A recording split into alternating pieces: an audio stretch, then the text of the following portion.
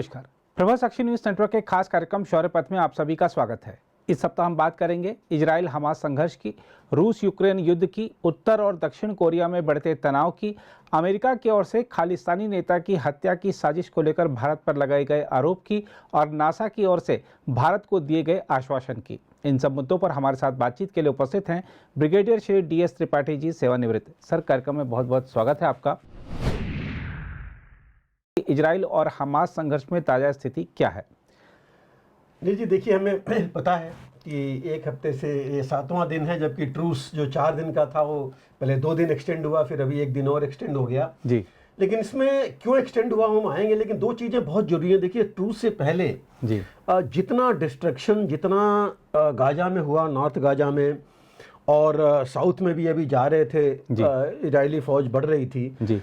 आप देखिए, कहा यह जा रहा है कि वर्ल्ड वॉर 2 के बाद इतनी बड़ी जो एयर अटैक है कहीं नहीं हुई थी जी। चाहे वो अमेरिका ने वियतनाम में या अफगानिस्तान में, इराक में, कहीं भी किया उन्होंने जी। इतनी बड़ी जो है अटैक नहीं हुई थी। और आप देखिए, उसका नमूना ये कि तकरीबन 40 से 45%, अभी तो मैक्सटर के दर्शक भी हमारे देख रहे होंगे, इतनी ज़्यादा वहाँ से दिखाया जा रहा है। वो इंडिपेंडेंट अभी आ रही है सारी डिस्ट्रक्शन की कितनी इंफ्रास्ट्रक्चर का डिस्ट्रक्शन हुआ है, खास करके बिल्डिंग्स का जी। और 45 से 50% तक की समझिए कि डिस्ट्रक्शन हो रखा है जी। तो ये बहुत बड़ी एक तरह से देखा जाए त्रासदी है, लेकिन करना पड़ा इनको, क्योंकि जिस हालत में हमास ने अपने एक्शंस रख रहे थे, जिस तरह वो अर्बन वॉरफेयर कर रहे थे, अर्बन वॉरफेयर और गुरिल्ला वॉरफेयर और टेररिज्म कंबाइंड था जी। अगर एक फौज रहती फिर तो सामने दिखाई पड़ता जी। तो इन सब चीज़ों की वजह से बहुत था। और देखिए, उससे नुकसान कि कहा जा रहा है कि 35 में से 27 हॉस्पिटल जो है बिल्कुल काम नहीं कर रहे हैं जी। तो इतनी ज़्यादा वहाँ पर तबाही मच रखी थी। और इनफैक्ट बाकी भी अगर आप देखिए कि इतना डिस्ट्रक्शन 2014 में जब इनकी इजराइल और इनकी हमास की वो चल रही थी, उसमें सिजारिया करके एक जगह है जहाँ पर कि ये लड़ाई हुआ था डिस्ट्रक्शन, तो वो भी इतना ज़्यादा नहीं था, लेकिन उसका रिकॉन्स्ट्रक्शन में अभी तक काम चल रहा है और तकरीबन $5 बिलियन का वो खर्च आया था, जो कि चल रहा है। तो मतलब कहने का मतलब कि इतना ज़्यादा जो है ऑलरेडी डिस्ट्रक्शन हो रखा है। और कहा तो किसी ने, तो मैं पढ़ रहा था, लिखा है कि Israel is not killing Hamas, they are killing buildings जी। जिस तरह का है। लेकिन जैसे मैं कह रहा हूँ, अर्बन वॉरफेयर में एक आप नहीं करेंगे तो पता नहीं लगता कि टेररिस्ट कहाँ छिपे हैं। वो टूटी फूटी जगहों में भी छिप जाते हैं, और इसीलिए डिले हो रहा है, क्योंकि हो रहा था रादर एडवांस में, क्योंकि जगह नहीं मिलती मैन्यूवर करने की, इतना बलवा पड़ा है, जगह नहीं है, सड़कें बंद हैं और टेररिस्ट कहीं से भी अटैक कर सकते हैं। इसलिए बहुत न्यूज़ आ रही थी कि कहीं इनके तकरीबन 60-70 जो है मारे गए हैं इजराइल फौज के सोल्जर्स इनके इसमें जी। तो ये सब चीज़ें हो रही थी। और जहाँ तक ट्रूस की बात है, 4 दिन की ट्रूस हुई थी, लेकिन इनिशियली ही दूसरे दिन से दोनों का आपस में, हमास भी बोल रहा था और IDF भी कह रही थी, इजराइल डिफेंस फोर्सेस, की पालन नहीं हो रहा है जी, जो भी एग्रीमेंट के जो समझौता हुआ था। और उनका ये भी कहना था उसके साथ साथ कि जो रिलीज भी कर रहे हैं उनको लास्ट मोमेंट बता रहे हैं जी। जैसे आप देखिए, औरतों और बच्चों का था, अब वो बच्चों को रिलीज कर दिया, उनके पेरेंट्स को नहीं रिलीज किया जी। या बाद में कह रहे हैं कि किसी की डेथ हो गई, कि मारे गए, वो भी कह रहे हैं कि इजरायली अटैक में मारे गए। तो ऐसी कुछ चीज़ें थी जिसकी वजह से ये चीज़ चल नहीं रही थी, लेकिन काफ़ी बैक चैनल डिप्लोमेसी चल रही थी कतर में। कतर का हमें पता ही है कि कतर में तो सबसे बड़ा अमेरिका का बेस है, ऑपरेशनल कमांड वहाँ पर है जी। और कतर का हमास से सीधा संबंध है जी। राजदूत उनके मतलब पॉलिटिकल संबंध है जी। इजराइल से पॉलिटिकल तो नहीं है, बट बैक चैनल हमेशा इजराइल से खुला रहता है उनका। और इसीलिए देखिए, उस समय अभी आपकी न्यूज़ आ रही है कि कितनी बार जो ये शुरू हुआ ट्रूस, उससे पहले 5 हफ्ते लगातार बात चलती रही। ब्लिंकन भी गए थे और CIA हेड जो बर्न्स थे वो भी गए थे जी। विलियम बर्न्स, और मोसाद चीफ भी गए थे वहाँ। तो ये बात चली, और अभी भी इनके इंटेलिजेंस चीफ परसों की न्यूज़ में वहीं पर हैं, बातचीत करके आगे बढ़ाने के लिए। और मुख्य मुद्दा यही है कि जो होस्टेजेज हैं उनको छुड़ाया जाए। और अभी तक की न्यूज़ में देखिए 70 उन्होंने इजरायली छोड़ दिए हैं जी, और 210 तकरीबन फ़लस्तीनियन छोड़े गए हैं, जहाँ की जिसमें मैक्सिमम तो औरतें और बच्चे ही हैं जी। तो इसमें थोड़ा इजराइल को लग रहा है कि जिस तरह से काम होना चाहिए वो नहीं हो रहा है जी। और हालांकि इसके अलावा उन्होंने तकरीबन 20 तो ये फॉरेनर्स को भी छोड़े हैं, जिसमें थाईलैंड के 11-12 तो उन्हीं के थे जी। लेकिन अमेरिकन सभी भी कुछ हैं जो ड्यूअल सिटीजनशिप वाले हैं, कुछ इन्होंने रशियंस छोड़े हैं तो ऐसे करके हैं। और मुझे लग रहा है कि मुख्य जो मुद्दा इसीलिए एक्सटेंशन हो रहा है रह रहा है वो है कि फॉरेनर्स जो हैं, हर एक देश चाहता है कि हमारे यहाँ है, चाहे वो कनाडा है, चाहे वो यूएस है जी, या बाकी स्टेट जितने भी हैं उनके भी हैं। तो इससे थोड़ी सी बात बनी है। दूसरी चीज़ बात रुकी हुई है कि अभी जो न्यूज आ रही है उसमें कि सारे जो ये हॉस्टेजेज हैं सिर्फ हमास के पास नहीं है जी। कुछ जो PIJ है, पैलेस्टीनियन इस्लामिक जिहाद या और छोटे मोटे ग्रुप्स हैं शायद उनके पास हैं। तो वो जो है कंबाइंड न्यूज़ नहीं आ रही है कि एग्जैक्ट क्या है। लिस्ट जो इनकी थी और जो वहाँ कतर में बातचीत चल रही है वो मिल नहीं रही थी। और कल का देखिए इनका न्यूज़ था, बल्कि इजराइल ने तो यहाँ तक कह दिया था कि ये हम 2-2, 4-4 और जैसे 7 बोला था उन्होंने कि 7 महिलाओं 2 बच्चों को छोड़ेंगे, तो उन्होंने कहा था कि 2 और 7 के लिए हम जो है ट्रूस नहीं रोकेंगे जी। लेकिन लास्ट मोमेंट पर बातचीत हुई है जिसमें कि कुछ और हॉस्टेज को छोड़े जाने की बात हुई है और मुख्य मुद्दा वही है। लेकिन इजराइल में देखिए जो इतने राइट विंग फोर्सेज हैं और जब मैंने पहले भी कहा था इनके जो मिनिस्टर हैं सिक्योरिटी बेन गुरियन उनका हैं जी, जिन्होंने बड़ा साफ बोला है कि हमको हमास को ख़त्म करना ही पड़ेगा और कोई तरीका नहीं है, नहीं तो फिर हम ऐसे ही हमारे ऊपर अटैक्स होते रहेंगे। तो ये और उसके अलावा इजरायली डिफेंस फोर्सेस को भी वो इजराइल को लग रहा है उनको कि इस आड़ में ट्रूस के चक्कर में हमास अपने आप को रीग्रुप कर रहा है जी। क्योंकि इन्होंने 30 इसके मार डाले थे इनके कमांडर्स और 2 मेन कमांडर्स को उन्होंने 3 दिन पहले, आपने देखा था न्यूज़ में कि 3 दिन पहले इनके मेन कमांडर्स को मारा गया था जो बड़े इनके कमांडर्स थे जी। तो उनको लग रहा है कि इस आड़ में ये अपना हमास अपने आप को रिग्रुप कर रहा है, खास करके साउथ में जी। और साउथ में जो सबसे बड़ा इलाका है खान यूनुस का इलाका है जी। खान यूनुस में इनको लग रहा है कि वहाँ पर ये सारे इकट्ठे हो रहे हैं और अपने आप को इकट्ठा कर रहे हैं, तो इसलिए इनका अब मेन रह गया है खान यूनुस का और जल्दी से जल्दी ये वहाँ बढ़ना चाहते हैं जी। दूसरा जो डर इनको है वो है कि लोग नॉर्थ में आना शुरू हो जाएंगे अगर ट्रूस लंबी होगी जी। जहाँ से इन्होंने खाली कराया और आप देख रहे हैं कुछ लोग तो पहुँच गए हैं वहाँ जा करके वो अपने टूटे फूटे घर में कह रहे हैं हम तो यहीं रहेंगे जी। तो ऐसी भी चीज़ें आ रही है जिसको इजरायली डिफेंस फोर्सेज देख रही हैं कि बाद में चल करके इनको बहुत प्रॉब्लम हो जाएगी और ये संभाल नहीं पाएंगे जी। तो ये जो है सस्पिशन दोनों तरफ एक्चुअली देखा जाए तो काफ़ी है।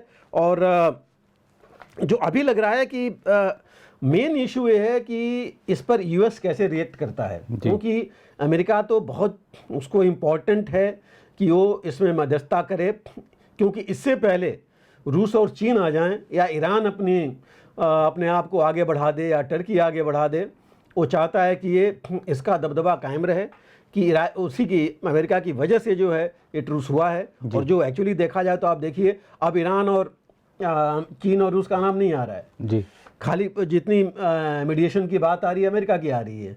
तो ये भी एक बहुत बड़ी चीज़ है जो कि इसमें आना है।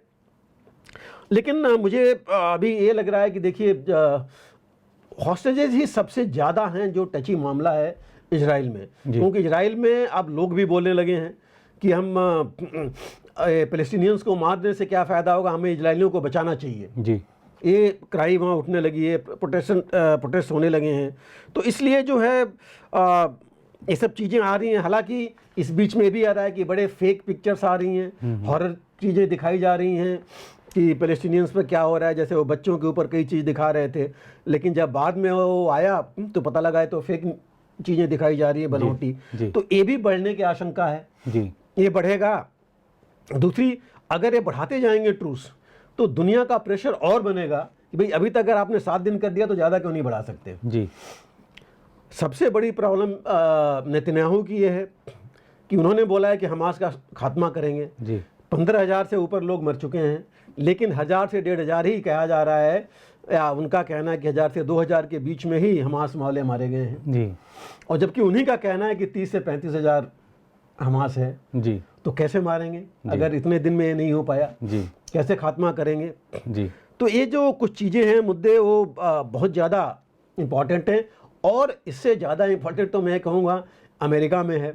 इलेक्शंस देखा जाए तो सिर पर है, 1 साल से भी कम रह गया है, बिल्कुल अक्टूबर में होना है। जी। जी। तो आप देखिए चीज़ें सरगर्मी उसकी तो पहले ही से शुरू हो गई है और जो बाइडन ने दिखाना है कि हाँ उनकी डिप्लोमेसी कैसे काम कर रही है क्योंकि वहाँ उनके अंदर वहाँ भी प्रोटेस्ट शुरू हो गए हैं जी।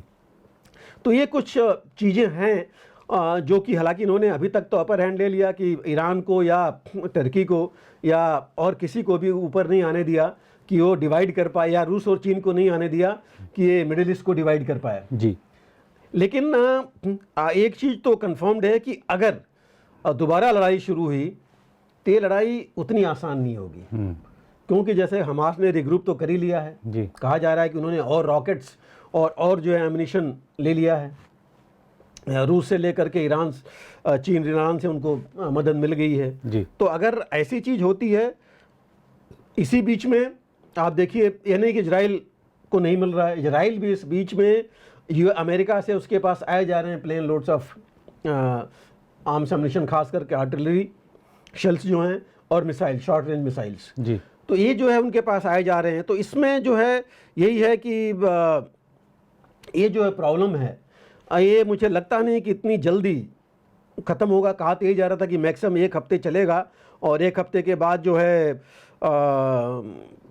क्या हालत होती है, लेकिन बहुत कहते हैं कि विभत्स हालत होगी अगर लड़ाई हुई क्योंकि जो हमास का पॉलिटिकल इंचार्ज है गाजी हमद उसने कहा कि वो तो पूरी तरह तैयार है अभी दोनों चीज़ के लिए, डीप नेगोशिएशन भी करने के लिए कि हमारे सारे फ़लस्तीनी छोड़ें हम छोड़ेंगे इनको, या अगर वो नहीं होता है तो हम लड़ाई के लिए भी तैयार हैं जी।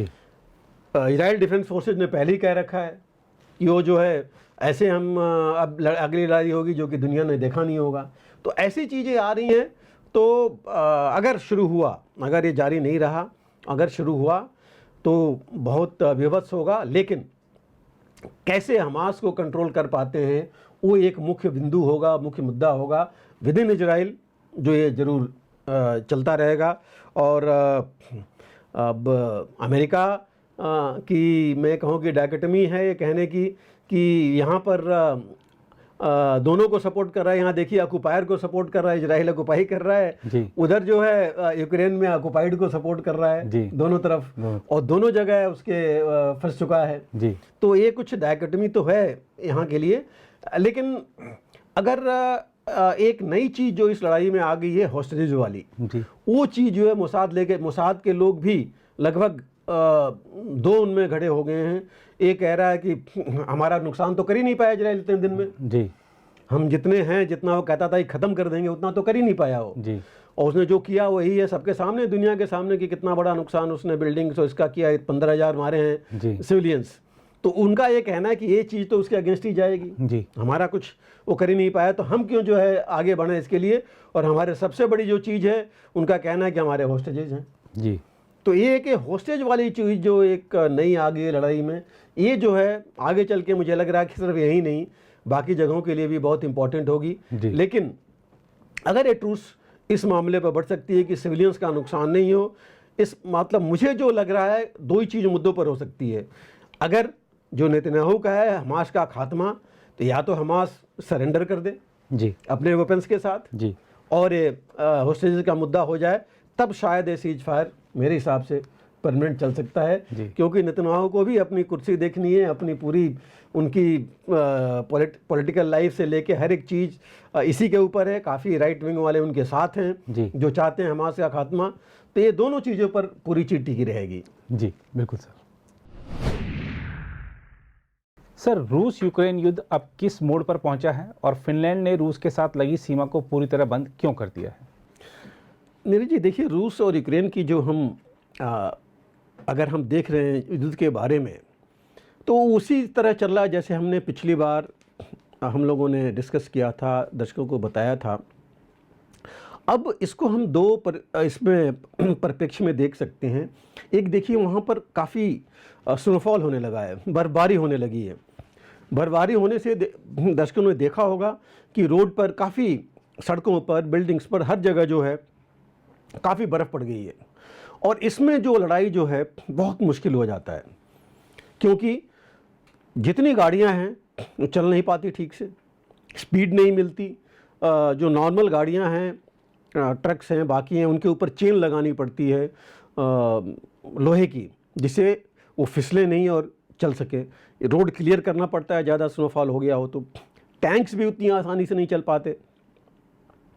कई जगह टैंक्स जो है जहाँ पर ज़मीन अगर गीली है, वहाँ पर कीचड़ ज़्यादा है तो बॉग डाउन हो जाते हैं, ट्रैक्स के बावजूद चल नहीं पाते हैं ठीक से। जो वहाँ पर फायरिंग होती है, चाहे मिसाइल्स हैं, चाहे इवन रॉकेट्स हैं, आर्टिलरी है, इनके जो रॉकेट्स या शेल्स गिरते हैं उनका इफ़ेक्ट उतना ज़्यादा नहीं होता बर्फ़ में जितना कि नॉर्मल टाइम में होता है। ठंड की अलग वो है, आप कितनी भी कपड़े, गर्म कपड़े पहन लें, लेकिन फिर भी मुश्किल होता है ऐसे टेम्परेचर में, सब जीरो में और इतने कम टेम्परेचर में लड़ाई करना। तो वेदर जो है, मौसम जो है, एक बहुत बड़ी चीज़ वहाँ बन गया है इस समय।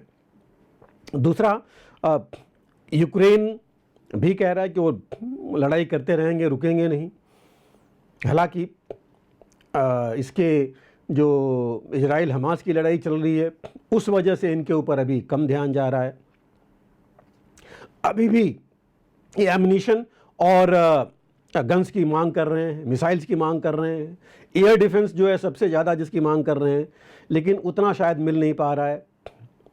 कहाँ तक, यहाँ तक ये भी कहा जा रहा है कि अमेरिका कुछ अपने साजो सामान वहाँ से वापस ले रहा है इजराइल को देने के लिए।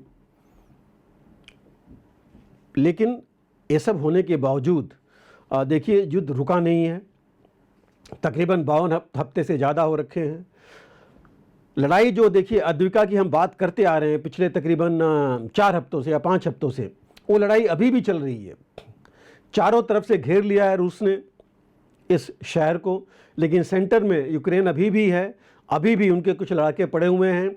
और उनका कहना है, यूक्रेन का कहना है कि तकरीबन 21 अटैक रूस ने लॉन्च किया अद्विका के जो सेंटर है उसको कब्जा करने के लिए, लेकिन कर नहीं पाया, रिपल्स कर दिया गया। इसके साथ जो है ज़ैपोरिज़िया में भी एक तरह से रुकाई हुआ है। पिछले कुछ दिनों में कहा जा रहा था कि यूक्रेन ने जो निप्रो रिवर है उसके ईस्टर्न बैंक पर, जहाँ की सिर्फ रूस था, वहाँ पर कुछ उनके स्पेशल फोर्सेस के लोग पहुँच गए हैं, अपना कब्जा बना लिया है। लेकिन अमेरिका का, रूस का कहना था कि उन्होंने उनको काफ़ी नुकसान पहुँचा है और खदेड़ भी दिया है।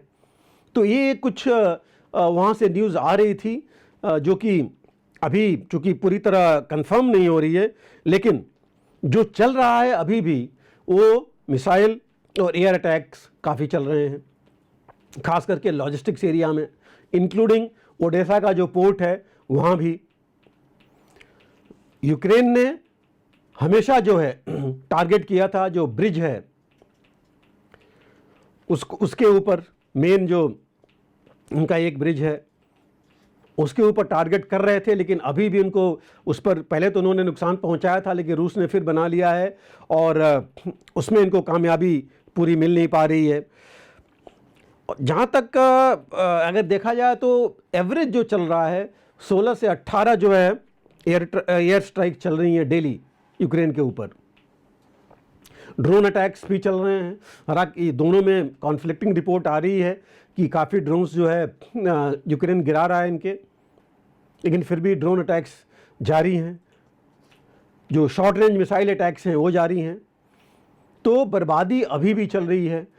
जहाँ तक सिविल लोगों को, जो बाकी जनता है यूक्रेन की, न्यूज़ है वो सब जो अंडरग्राउंड बंकर्स में जा रहे हैं अपने आप को गर्म रखने के लिए, क्योंकि एनर्जी है नहीं, एनर्जी की कमी है, एनर्जी खास करके इलेक्ट्रिसिटी की, क्योंकि जितना इंफ्रास्ट्रक्चर है काफ़ी बर्बाद हो चुका है।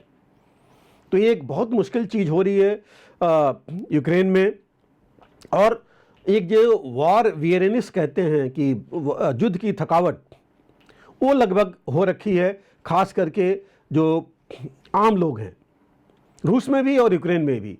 रूस में लोग, आम लोग, जो औरतें हैं, वो मांग कर रही हैं कि हमारे लड़के तो एक साल हो गए यूक्रेन में गए हुए और एक बार भी वो घर नहीं आए, छुट्टी नहीं आए। यूक्रेन की फोर्स जो है उनका भी मोराल डाउन है, इक्विपमेंट के बावजूद जो है उनको जो मिला है वो आगे नहीं बढ़ पा रहे हैं, और दुनिया कह रही है कि आगे नहीं बढ़ पा रहे हैं, तो उनको भी जो है उनका भी मोराल डाउन दिख रहा है। बाकी मैंने जो कहा था वेदर के हिसाब से वो चल ही रहा है, और कोई खास गेन नहीं हुआ। हालांकि रूस ने डोनेट्स्क इलाके में एक गांव पर जरूर कब्जा कर लिया है, लेकिन इससे ज़्यादा कुछ नहीं कर पाया है। गांव का मतलब करीब 8 से 10 किलोमीटर लीजिए एरिया। इसमें और ज़्यादा कुछ मुझे लग नहीं रहा है कि हो रहा है, ना हो पाएगा, खास करके विंटर्स में। लेकिन एक चीज़ ज़रूर हुई है, यूक्रेन हथियार मांग रहा है, उसको कमी हो रही है। रूस जो है अपना प्रोडक्शन बढ़ाता जा रहा है। ये तो यूके, इंग्लैंड की इंटेलिजेंस की रिपोर्ट है जो कहती है कि रूस ने बहुत ज़्यादा मिसाइलें इकट्ठी कर रखी हैं, अपना प्रोडक्शन इतना बढ़ा दिया है। ड्रोन्स के लिए उसने फैक्ट्री लगा रखी है जहां पर तकरीबन 10,000 ड्रोन पर मंथ बनाने का उसका इरादा है, बट उसमें थोड़ा समय लगेगा, लेकिन प्रोडक्शन चालू हो गया है। वो जो है ईरान से ड्रोन्स ले रहा है, नॉर्थ कोरिया से उसको शॉर्ट रेंज मिसाइल्स और ये आर्टिलरी एम्यूनिशन मिल रहा है। तो ये कुछ चीज़ें हैं जो कि रूस की ताकत बढ़ा रही हैं। तो अगर अब तो विंटर्स में तो कमी, पिछले साल भी हमने देखा कि विंटर्स में कुछ ज़्यादा कार्रवाई नहीं हो पाई थी, और इस बार भी लगता नहीं है। लेकिन विंटर वॉरफेयर भी एक लड़ाई का तरीका है जिसमें कि कब्जा किया जा सकता है। और रूस पर यूक्रेन आगे नहीं बढ़ पा रहा है क्योंकि रूस ने अपने डिफेंसेज इतने मजबूत कर लिए हैं कि वो मुश्किल हो रहा है उनको आगे बढ़ना। हालांकि एक फ़ायदा है इस बर्फ़बारी का, माइंस जो है उतनी ज़्यादा काम नहीं करती। जो सुरंगें हैं, बारूदी सुरंगें, वो अगर उसके ऊपर बर्फ़ ज़्यादा पड़ जाए तो खास करके जो एंटी पर्सनल हैं, आदमियों के खिलाफ जो माइंस हैं, वो ज़्यादा इफेक्टिव नहीं होती। लेकिन आगे नहीं बढ़ पाते लोग उतनी स्पीड से, वो टारगेट में आ सकते हैं। तो ये कुछ प्रॉब्लम्स है इसमें जो कि चल रही हैं। लेकिन इसके साथ एक चीज़ देखना पड़ेगा कि अमेरिका ने और यूरोपियन यूनियन बोलते रहे कि हम इनके साथ हैं, यूक्रेन के साथ हैं, उसकी मदद करते रहेंगे। जेलेंस्की ने, जैसे मैंने पहले कहा, वो तो उन्होंने बोला है कि वो बैक डाउन नहीं करेंगे, लड़ाई चलती रहेगी। हालांकि पुतिन ने ज़रूर बोला है कि वो पहले ही बात कर रहे थे, बातचीत की उन्होंने पेशकश कर रखी थी, जिससे वो जेलेंस्की ने ठुकरा दिया। और चूंकि इजराइल और हमास में ट्रूस हो रखा है, सीज फायर हो रखा है, 4 दिन की जगह 2 दिन और 1 दिन और 7 दिन बढ़ गया, तो वर्ल्ड प्रेशर भी, वर्ल्ड ओपिनियन भी बन रहा है कि यहाँ क्यों नहीं हो सकता, क्योंकि वहाँ से ज़्यादा सिविलियंस जो है इफेक्ट हुए। वहाँ मानवीय सहायता की ज़रूरत यहाँ भी बहुत ज़्यादा है, पॉज की ज़रूरत यहाँ भी बहुत ज़्यादा है। तो ये भी एक चीज़ दुनिया में आ रही है। और जैसा मैंने पिछली बार भी कहा था, बैक चैनल डिप्लोमेसी इसमें भी चल रही थी, क्योंकि पिछले साल सितंबर में जो पिछली बार जो उसमें यूएई में जो मीटिंग हुई थी, उसमें डिसीजन लिया गया था एक ग्रुप बनाने का। लेकिन इसका शैडो जो है इजराइल और हमास वाला, इसको ज़रूर थोड़ा सा उसमें डिप्लोमेसी ज़्यादा हो गई और यहाँ ये दब गया, क्योंकि इसके ऊपर इतना इफेक्ट नहीं आ रहा है। और नाटो चीफ ने और सब ने बोला है कि वो रहेंगे यूक्रेन के साथ इस लड़ाई में, लेकिन लगता नहीं है कि इस हिसाब से मदद उतनी मिल पाएगी यूक्रेन को, और कुछ न कुछ जेलेंस्की को निर्णय लेना पड़ेगा, क्योंकि जो बॉर्डर स्टेट्स हैं, पोलैंड और जर्मनी या इटली, इनमें भी लोग थक गए हैं देख करके। जहाँ तक रूस फिनलैंड का सवाल है कि वहाँ उनके बॉर्डर पर, देखिए, ये तो रूस फिनलैंड का जो बॉर्डर है वो तकरीबन 1340 किलोमीटर लंबा है। उस पर 9 या 10 चेक पॉइंट थे पहले, और मैनहरन लाइन बोलते हैं उस बॉर्डर, जो उनका बॉर्डर है उसको। और इसमें पहले खुले रहते थे, और लेकिन एक उन पे सिर्फ रिस्ट्रिक्शन था कि कोई पैदल बॉर्डर नहीं क्रॉस कर सकता। उनका कहना था कि इन्फ्लक्स नहीं होना चाहिए रिफ्यूजीज़ का, जो भी आएंगे वेरीफाइड लोग आएंगे।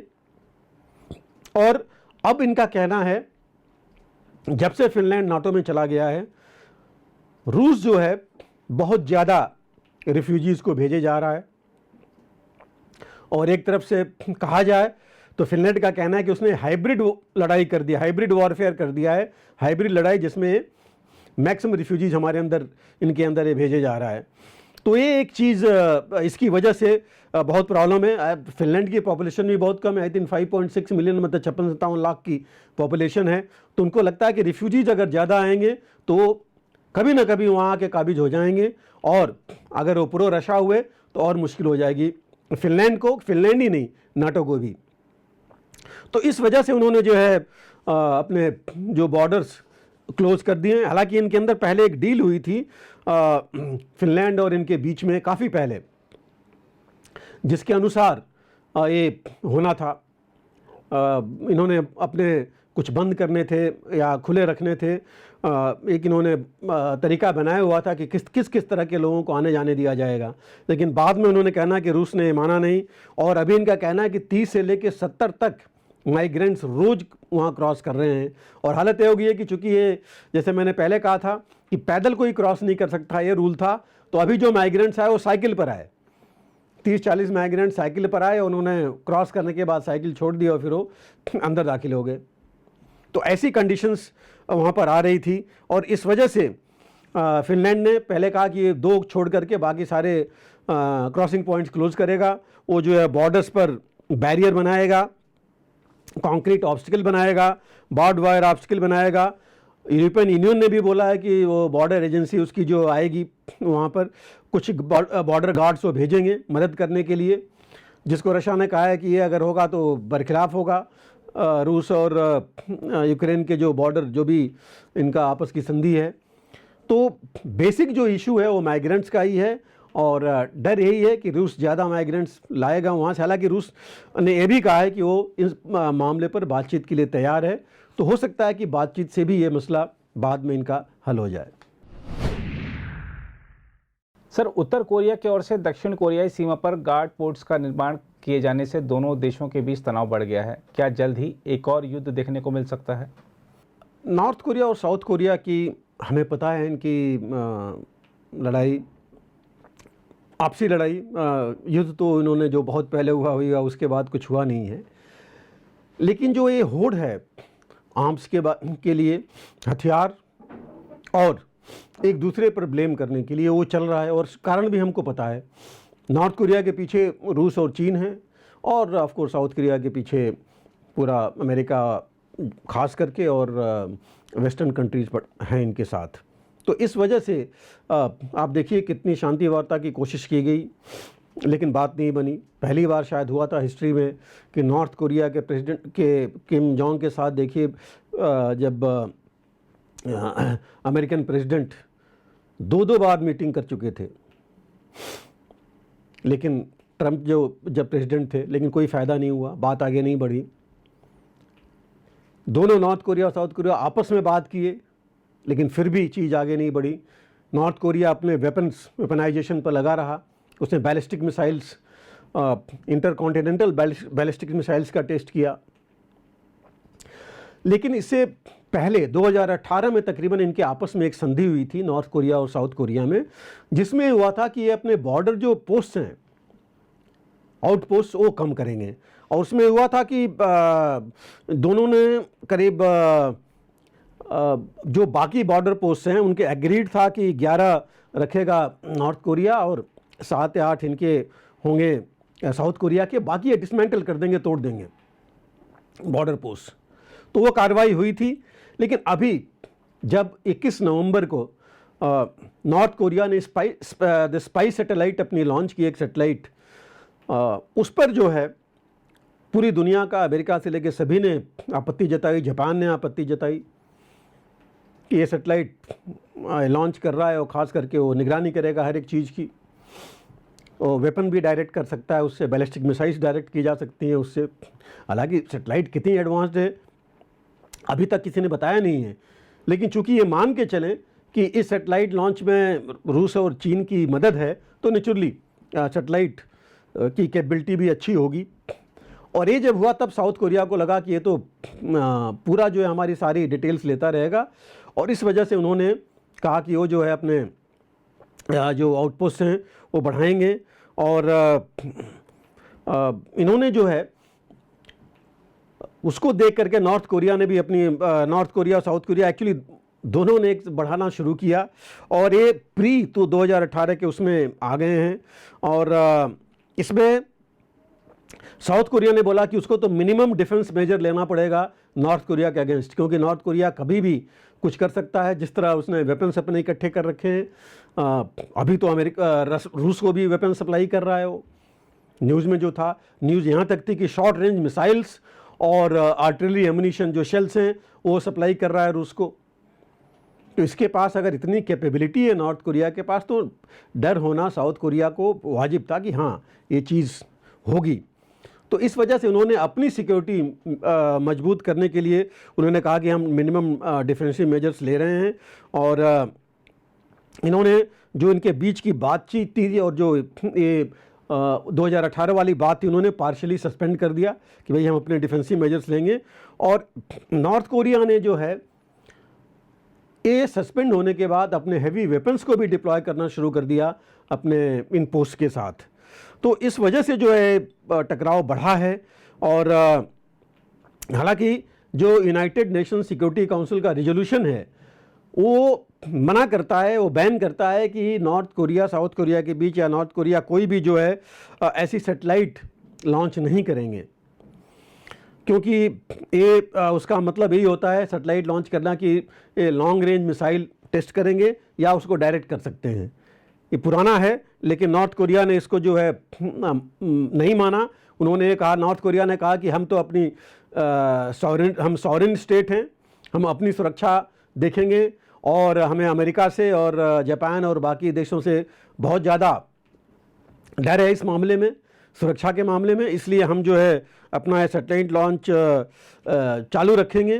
तो यही एक चीज़ है जिस वजह से तनाव बढ़ा है। लेकिन मुझे ये नहीं लगता कि इस बीच में लड़ाई कोई बढ़ेगी। ये चीज़ आपस में हो सकता है, इनकी डिफेंसिव मेजर्स तो उन्होंने लिया है, छोटी मोटी घटनाएं तो हो सकती हैं, लेकिन इसको देख करके नहीं लगता कि कोई बड़ा युद्ध इनके बीच में अभी हो सकता है। हॉस्टिलिटी जो कहती हैं, दुश्मनी थोड़ी बड़ी है, लेकिन हो सकता है कि ये यहीं पर रहे, इससे ज़्यादा आगे नहीं बढ़ेगी। सर, अमेरिका ने आरोप लगाया है कि खालिस्तानी नेता पन्नू की हत्या की साजिश की गई, जिसमें भारतीय अधिकारी की संलिप्तता रही। भारत ने इस संबंध में जांच बैठा दी है। अमेरिका ने भारत पर दबाव बनाने के लिए अपने 2 अधिकारी भी दिल्ली भेजे थे। इस बीच खबर है कि कनाडा के प्रधानमंत्री ने कहा है कि यही बात जब मैं कह रहा था तब कोई नहीं मान रहा था। इस सबको कैसे देखते हैं आप? नीरज जी, देखिए, गुरपतवंत सिंह पन्नू का तो हमें पता है कि कुछ दिनों से न्यूज़ में है ये जी। और ये न्यूज़ में पहले तो है कि आतंकवादी गतिविधियों के लिए लेकर के है जी। लेकिन याद कीजिए कि 2020 में ही इसको भारत ने डिक्लेयर कर दिया था आतंकवादी जी। इनफैक्ट वैश्विक आतंकवादी करना चाहता था, लेकिन इसने बल्कि मतलब इसने 6 फॉर जस्टिस बनाया है वहाँ जी। और कई चीज़ें वो करता रहता है। जैसे लेटेस्ट देखिए, उसने इस पर एयर इंडिया के तो कमेंट दिया था उसने कि एयर इंडिया का हम बंद कर देंगे, और उसने याद दिलाई थी जो कनिष्का का हुआ था, उसको याद दिलाया था। लेकिन ये बीच बीच में कुछ ऐसी गतिविधियां ऑर्गेनाइज करता रहा है, जैसे उसने एक Indian in Canada under threat करके विषय पर एक चर्चा आयोजित की थी जी। फिर इसने ये भी कहा था कि इसके लिए यहाँ पर पंजाब में यहाँ के लिए कि खालिस्तान के ऊपर जो है रेफरेंडम होना चाहिए जी। है वहाँ पर बात यहाँ की कर रहा है जहाँ पर कि कोई चर्चा ही नहीं है खालिस्तान की जी। तो ये सब चीज़ें हैं जिसको कि देख करके कोई भी, अगर यही चीज़ मैं कहता हूँ अमेरिका के खिलाफ अगर कोई बोलता कहता, तो अमेरिका कैसे रिएक्ट करता जी। उनको भी एक सोचने वाली बात थी। और जैसे मैंने कहा था कि इसको तो 2020 में यूपीए यूपीए एक्ट के अंदर उन्होंने पाबंदी लगा रखी थी भारत ने। तो अगर ये हो रखा था तो क्या अमेरिका को पता नहीं था कि 3 साल से यूपीए एक्ट के अंदर ये है? और वो भी जैसे हम उनके कानून को इज्जत करते हैं, वो हमारे कानून को भी रिस्पेक्ट करते हैं, इज्जत करते हैं। तो ये चीज़ है, तो उनको भी ये चीज़ पता होनी चाहिए थी। दूसरा, जहाँ तक इसमें इसको भारत ने तो बहुत पहले केस टेकअप किया था, इसको नो फ्लाई उसमें डालिए कि ये कहीं बाहर आ जा नहीं सके, इसकी फंडिंग रोकिए, लेकिन ये चीज़ नहीं हुआ। और अभी जो लेटेस्ट आई है, आप देखिए, इतना बड़ा अगर कोई थ्रेट दे कि हम एयर इंडिया का विमान ही नहीं चलने देंगे, लोगों को बोल रहा है कि उसको चलने ही मत दो, ब्लास्ट करेंगे, मतलब ऐसी चीज़ें करने का, ये तो एक तरह से ओपन टेररिज्म हो गई। तो उसको क्या मैं अगर दूसरे शब्द में कहूँ तो क्या अमेरिका जो है, जो भारत विरोधी ऐसे तत्व हैं, उनको क्या अपना देना चाहता है? इतनी चीज़ें होने के बावजूद अगर ये कहें कि नहीं, इसके खिलाफ ऐसी चीज़ हो रही थी, हालांकि भारत ने इसका संज्ञान लिया है और विदेश मंत्रालय ने तो बोला है कि भाई जो भी ऐसी चीज़ आती है, और अमेरिका या हमारे जैसे भी मित्र देश हैं उनके यहाँ से अगर इस तरह की कोई चीज़ आती है तो हम उसको पूरा संज्ञान लेते हैं। उन्होंने जांच कमीशन भी बिठा दी है, हर एक चीज़ चेक करने की भी बात कही है उसमें।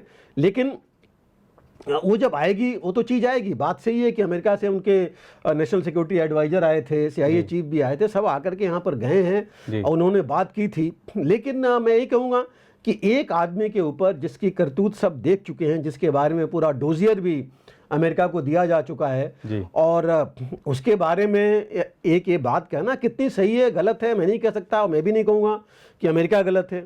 अगर वो कह रहे हैं उस लेवल पर वो बात जा रही है तो उनकी भी बात कुछ हद तक सही होगी। और भारत अगर कह रहा है कि हम जांच करेंगे तो निचोली निष्कर्ष आएगा जो भी आएगा इसमें। लेकिन इसमें तो कोई दो राय नहीं है कि जो पन्नू है ये आतंकवादी है, इसको ऑलरेडी भारत ने डिक्लेयर कर चुका है। तो अगर ऐसी चीज़ है तो इसमें तो मुझे नहीं लगता कि कुछ इसमें सोचने की ज़रूरत है, क्योंकि ये धमकी देना वहाँ भारत में जो हमारे राजदूत हैं, हमारा जो दूतावास के, उसके खिलाफ इन्होंने बोला है। उसने ये भी बोला है कि कर्मचारियों को रहने नहीं देंगे, उनके थ्रेट दिया गया है, सारी चीज़ें वहाँ पर होती रही हैं। और वो कनाडा में हुई हैं, और यहाँ भी अमेरिका के उसमें भी क्या ये एक थ्रेट नहीं दिखाता है? एक आदमी जो ऐसे डायरेक्ट थ्रेट दे रहा है, तो ये जो चीज़ है ये उसके खिलाफ तो जाता ही है।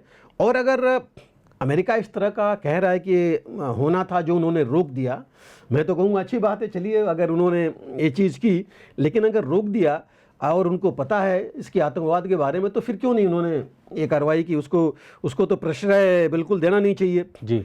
दूसरी चीज़, जहाँ तक कनाडा के प्रधानमंत्री हैं, अब बोल रहे हैं, बीच में तो मैं कहूँगा बोलती बंदी थी उनकी, क्योंकि अपने यहाँ जो हुआ था उसके बारे में तो कुछ नहीं दे पाए थे वो।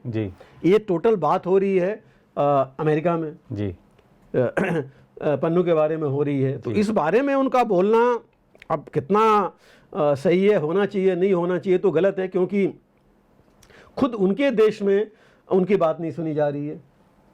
तो हम कितना सुने कहें ये तो नहीं कहा जा सकता, क्योंकि अगर उनकी बात उतनी सही होती तो जिस तरह अमेरिका ने ये बोला है, भारत ने तो तुरंत बोला है कि हम इसके कार्रवाई करेंगे।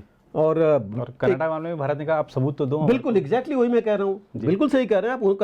कनाडा को भी यही बोला है, अमेरिका ने सबूत दिया, उनके NSA आए, उन्होंने बात भी की, सब कुछ चला, तो भारत ने बोला कि ठीक है, हम तो जो आप दे रहे हैं उसकी पूरी जांच करेंगे। लेकिन जहाँ तक कनाडा ने तो अभी तक कुछ नहीं किया। जहाँ तक जो नाम आ रहे हैं इसमें अधिकारियों के, अब कितने सही हैं, जिसने भी नाम लिया है वहाँ गुप्ता, जो जिसकी बात की जा रही है इसमें, कितनी उसकी कितनी सार्थकता है, कितना सही है, कितना प्रेशर में नहीं है, क्या बात कर रहा है। तो ये जो है मतलब मैं तो यही कहूँगा कि उस पर ज़रूर कार्रवाई होनी चाहिए। लेकिन पन्नू के खिलाफ भी अगर इतने सबूत भारत दे रहा है तो उस पर भी अमेरिका को कुछ न कुछ कार्रवाई करनी चाहिए। जी बिल्कुल सर। सर, नासा ने कहा है कि वह भारत के अंतरिक्ष स्टेशन के निर्माण में सहयोग करेगा। क्या अमेरिका की इस बात पर विश्वास किया जा सकता है? यह सवाल इसलिए क्योंकि अभी तक दुनिया के बड़े देश भारत को तमाम तरह की तकनीकें मुहैया कराने से बचते थे।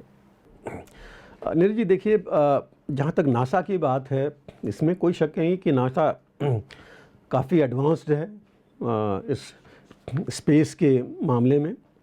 लेकिन जो भारत ने हाल में किया है, चाहे आप चंद्रयान लीजिए, गगनयान की बात चल रही है, बाकी भी हैं, तो भारत भी काफ़ी आगे बढ़ चुका है। और उसी को देखते हुए हमारे प्रधानमंत्री ने ये बोला था इसरो को कि 2035 तक जो है वो एक अपनी स्पेस स्टेशन बनाए और 2040 तक जो है चंद्रमा पर अपने हम एस्ट्रोनॉट आदमी भेजें। तो एक उसके बारे में ऑलरेडी इसरो काम कर रहा है। और आपने देखा कि चंद्रयान का क्या हुआ कि साउथ पोल जहाँ कोई नहीं पहुँचा वहाँ पहुँच के और चंद्रयान ने अपना पूरा जो भी उसका टास्क था, जो भी काम था, पूरा हासिल किया। रूस ने भी भेजा था, लेकिन आपने देखा रूस का क्रैश हो गया, नहीं काम कर पाया। तो ये जो हम सफलता मिली इसरो को, ये पूरी दुनिया को तो लगा ही, नासा को भी लगा। लेकिन जो सबसे बड़ी चीज़ थी वो थी कि नासा एक्सपेक्ट नहीं कर रहा था कि इस तरह के इंजन या इस तरह की कैपेबिलिटी हासिल कर पाएगा इसरो। और सबसे बड़ी जो चीज़ थी कैपेबिलिटी के अलावा कि इतना कॉस्ट इफेक्टिव होगा। नासा के कॉस्ट से 1/4 तक कॉस्ट में जो है, 1/5 कॉस्ट में वही काम इसरो कर रहा है। तो नेचुरली लाइन लग जाएगी इसरो के लिए भी, सैटेलाइट लॉन्च व्हीकल से लेकर हर एक चीज़ के लिए। तो ये जो ऑफ़र है, जो नासा के एडमिनिस्ट्रेटर बिल नेल्सन आए थे भारत में और उन्होंने ऑफ़र दिया था कि वो जो है भारत को अपना स्पेस स्टेशन बिल्ड करने में, बनाने में सहायता देंगे। आई एम श्योर कि ये चाहते भी हैं, क्योंकि अभी तक जो स्पेस स्टेशन है वो रूस और अमेरिका ने मिलकर बनाया हुआ है, जो चल रहा है, जिससे रूस ने बोला है ऑलरेडी कि वो पुल आउट करेगा। चीन अपना स्पेस स्टेशन बनाने के कोशिश में है। तो अमेरिका भी चाहेगा ज़रूर कि कोई मिले, और भारत से अलावा और कोई मिल नहीं सकता जो कि जिसके पास ऑलरेडी इतनी कैपेबिलिटी है। तो मेरे हिसाब से तो एक अच्छा ऑफ़र लगता है उनका कि ये सिर्फ, और इसलिए अच्छा लगता है मुझे कि सिर्फ हमारे भारत के इंटरेस्ट में नहीं है, ये नासा के भी इंटरेस्ट में है कि इसरो के साथ वो कोऑपरेट करें। हाँ, यही होगा कि इसरो अगर 2035 तक बोला है हमारे प्रधानमंत्री ने, हो सकता है कि नासा के कोऑपरेशन के साथ हम थोड़ा पहले ये काम कर सकें। ये नहीं है कि नासा के बिना इसरो काम एक नहीं कर पाएगा। तो ये एक चीज़ है जो मुझे लगता है कि यही चीज़ नासा भी चाहेगा, इसरो के साथ मिलकर के जल्दी बनाए, जिससे उनकी डिपेंडेंसी रूस के ऊपर ख़त्म हो जाए, या चाइना को काउंटर भी किया जा सके और अच्छा स्पेस स्टेशन बना करके। तो ये एक जो हम कह रहे हैं, इससे पहले देखिए नासा और इसरो ने एक कोलैबोरेशन भी साइन किया था पहले, एग्रीमेंट, जिसमें जॉइंट वेंचर्स के लिए उन्होंने एक सैटेलाइट तो अभी लॉन्च करने वाले हैं, निसार जिसका नाम है, और जो अगले साल शुरू में लॉन्च की जाएगी। और बेसिकली ये सैटेलाइट है कि जो कि डेटा कलेक्शन पूरे स्पेस का और नीचे तक अर्थ और अंदर तक वो करेगी, डेटा कलेक्ट करेगी, और एक बहुत ही एडवांस्ड इस तरह का ये सैटेलाइट होगी। तो ये जो है और ये जो सैटेलाइट है पूरे प्लैनेट को हर 12 दिन पर मैप करेगी। चेंजेस देखने के लिए कुछ और चीज़ें रह जाती हैं जो फोकस करने के लिए, तो मतलब बहुत ही एडवांस सैटेलाइट होगी। तो एक कैपेबिलिटी तो ऑलरेडी प्लान कर चुके हैं। तो इसमें जो है, और इन्होंने ऑलरेडी एक इसरो ने नासा के साथ हाइपर वेलोसिटी इम्पैक्ट जो टेस्ट है, जो कि बेसिकली सैटेलाइट के जो हम खास करके हमारा जो गगनयान मॉड्यूल है उसके जो MMOD पोटेंशियल है, शील्ड्स हैं, उसकी टेस्टिंग करते हैं। उसके बारे में भी उनसे एग्रीमेंट कर रखा है। तो काफ़ी हद तक हमने एग्रीमेंट्स इसरो ने कर रखा है नासा के साथ। तो नासा को भी लगा कि इतना आगे अगर बढ़ सकते हैं तो और क्यों नहीं हम इनको, भारत को साथ लेकर के चलें, जो ये पहले रूस के साथ कर रहे थे इस मामले में। और जहाँ तक भारत का सवाल है, भारत तो हमेशा चाहता है कि ग्लोबल जो स्पेस प्रोग्राम है उसमें जो है अपनी कैपेबिलिटी बढ़ाए, और सैटेलाइट लॉन्च जो है भारत ने ये कर रखा है कि कम से कम अगले 10 सालों में 5 गुना बढ़ाए, जो कि बहुत बड़ी बात है। लेकिन 5 गुना अगर भारत ने सोच लिया है तो हमारे साइंटिस्ट कैपेबल हैं करने के लिए, और एक बहुत बड़ी बात होगी जो ये करें। तो जो फ्यूचर, देखिए हमें ये सोच के बहुत चलना है, बहुत इम्पॉर्टेंट है कि जो फ्यूचर है स्पेस का बहुत बड़ा है, अनलिमिटेड है।